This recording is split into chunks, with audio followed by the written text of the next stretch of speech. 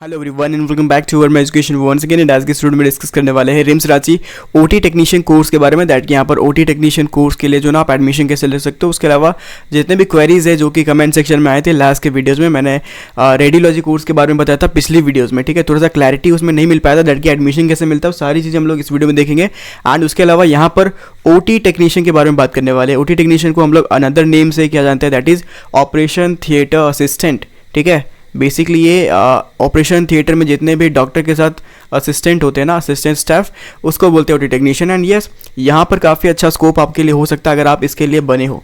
ठीक है, make sure यहाँ पर ऐसा मैं क्यों बोल रहा हूँ, क्योंकि ये कोर्स जो है ना थोड़ा सा हेक्टिक हो सकता है उन लोगों के लिए जिनको यहाँ पर लॉन्ग टाइम स्टैंड बाय नहीं करना है। ठीक है, बहुत सारे ओटी में तो शॉर्ट ड्यूरेशन होता है, बट बहुत सारे ओटी ऐसे होते हैं इसमें 6 आवर तक की स्टैंडिंग होती है, किसी में 3 आवर की भी स्टैंडिंग होती है, तो वो डिपेंड करता है।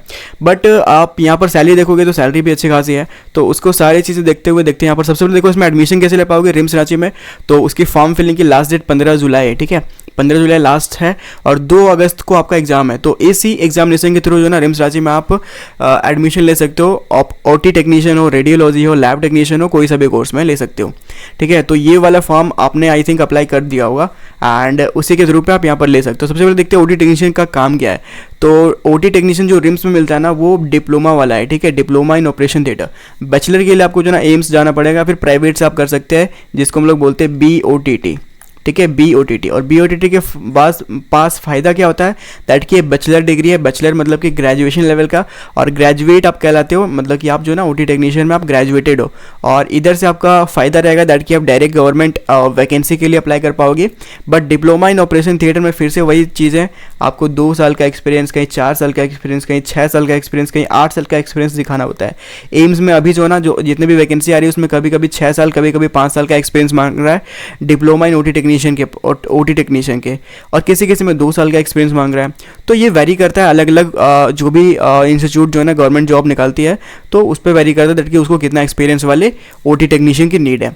ठीक है, ये बेसिकली पैरामेडिकल कोर्स है, पैरामेडिकल डिप्लोमा कोर्स है जिसमें स्टूडेंट जो है ना असिस्ट करते हैं सर्जन्स को और एनेस्थेसिस्ट को करते हैं। उसके अलावा नर्सेस को भी यहाँ पर असिस्ट करना पड़ता है। यस, और आप यहाँ पर कह सकते हो सर्जिकल प्रोसीजर के बाद और सर्जिकल प्रोसीजर के पहले पेशेंट को यहाँ पर रेडी करना होता है। स्टूडेंट यहाँ पर सीखते हैं क्या, ओटी मैनेजमेंट सीखते हैं, स्टरलाइजेशन सीखते हैं, सर्जिकल इंस्ट्रूमेंट मैनेजमेंट सीखते हैं, उसके अलावा इन्फेक्शन कंट्रोल सीखते हैं और पेशेंट केयर सीखते हैं। तो ये सब चीज़ें जो है ना यहाँ पर आपको सिखाई जाएगी इस कोर्स में। अब देखो रिम्स किसके लिए बेस्ट है, तो जो लोग यहाँ पर डिप्लोमा इन ओटी टेक्नीशियन करना चाहते हैं उन लोग के लिए यहाँ पर बेस्ट है। और यहाँ पर हॉस्टल फैसिलिटी गर्ल्स के लिए है। ठीक है, स्टाइपेंड भी आपको जो ना 1500 रुपये, जो कि अभी तक वेरीफाई नहीं हुआ लेकिन ये मिलने वाला है। ठीक है, एंड यहाँ पर देखो क्लिनिकल प्रोसीजर जो है ना, क्लिनिकल एक्सपोजर जो है ना टॉप नॉच मिलेगा। मतलब कि यहाँ पर आपका एक तरीके से क्लासेस नहीं होती है, मतलब कि थ्योरी वाले क्लासेस नहीं होंगी, ओनली जो है ना प्रैक्टिकल होगा। मतलब कि आपको जो ना एक तरीके से बोल सकते हैं जहाँ पर ओटी है तो ओटी में जाके आपको सीखना होता है डायरेक्टली से। ठीक है, तो उन लोग के लिए बेस्ट है जो यहाँ पर चूज़ करना चाहते हैं। उसके अलावा आपको 2 साल आपका जो है ना कोर्स कंप्लीट होने के बाद 1 साल का इंटर्नशिप भी यहाँ पर आपको बेनिफिशियल मिल जाता है। और उस 1 साल के ड्यूरेशन में जो है ना आपको 12,000 मंथली मिलता है। ये हो सकता है बढ़ जाएगा जब तक आप इंटर्नशिप में जाओगे, क्योंकि 25 बैच का ही यहाँ पर बढ़ने वाला है। 1 से 2,000 तक का इंक्रीमेंट देखने को मिल सकता है। तो हो सकता है ये 26 बैच वाले, मतलब कि आप लोग के लिए जो है ना यहाँ पर ये 14 या फिर 16 तक भी ये बढ़ सकता है। ठीक है, तो ये इंटर्नशिप का पे आउट है जो कि 1 मंथ में मिलेगा आपको, मतलब कि 12 मंथ के लिए मिलेगा। इतना आप कैलकुलेट कर लो, दैट्स आपका जो ना ये इंटर्नशिप में मिलने वाला है। तो उन लोग के लिए यहाँ पर बेस्ट होने वाला है। उसके लिए किस और बाकी जो है ना यहाँ पर जो एक तरीके से बोल सकते हैं जिसको मेडिकल फील्ड में ही रहना है तो उन लोग के लिए भी यहाँ पर रिम्स जो ना बेस्ट आप चूज़ कर सकते हो। कट ऑफ मैं बता देना चाहता हूँ कि 150 नंबर का आपका एग्जाम होगा। 150 नंबर में कम से कम आपको जो ना 75 टारगेट करना है। अगर आप ओबीसी कैटेगरी से तो 75 प्लस टारगेट करिएगा, रिम्स मिल जाएगा। ठीक है, पेपर लेवल पर डिपेंड करता है। पिछले बार जो कट ऑफ गया था वो 70 मार्क्स से गया था 2025 में, क्योंकि पेपर ईजी था। ठीक है, 70 नंबर गया था, उसके बाद ईजी था इसके कारण। ठीक है, अगर टफ रहता तो और भी फॉल कर सकता है। अब देखते हैं कोर्स ड्यूरेशन, तो मैंने बता दिया 2 साल का कोर्स है और 1 साल का इंटर्नशिप, मतलब कि 3 साल आपको जो है ना यहाँ पर 3 साल का ये कंप्लीट आपका कोर्स होने में लग जाएगा। और आप जो ना एक तरीके से ओटी टेक्नीशियन कहलाओगे 3 साल के बाद। ठीक है, एलिजिबिलिटी की बात करें तो एलिजिबिलिटी क्लास 12 में PCB है या फिर PCM है। PCB है या फिर PCM है, आप जो यहाँ पर एलिजिबल हो। 40% है या फिर 40% से प्लस है तो भी आप एलिजिबल हो।